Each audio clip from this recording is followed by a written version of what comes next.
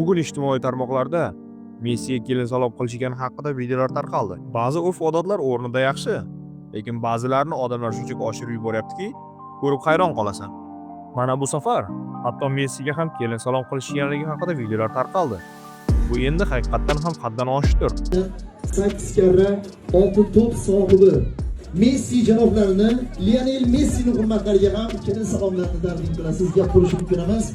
Otangizni mana shunday muxlisligi uchun ham futbol gullab yashayveradi. Sobirjon og'a, umringiz uzoq bo'lsin. To'ylar muborak bo'lsin, tabriklaymiz. Yaqin qadrdon do'stingiz Messi janoblarining hurmatlariga ham mana salomlar taqdim etmoqda. Tashakkurimizni izhor etamiz. O'zim shaxsan hurmat tarafdoriman, lekin har bir odatning o'z joyi bor. Har kimga kelin salom qildirish bu odatni kulgiga aylantiryapti. Kelin salom aslida sharqona ehtirom, lekin buni internetda trend bo'ladi deb Messi, Ronaldo va artistlarga yopishtirish keraksiz shov-shuv xolos. Menimcha bu bizni odatni qadrlamay, uni ko'chadagi challenge darajasiga tushirib qo'yish kulgidan boshqa narsaga qolmayapti. Siz nima deb o'ylaysiz? Bu odatlarni hurmat qilish kerakmi yoki bunday orttirma odatlarni kamaytirish vaqti keldimi?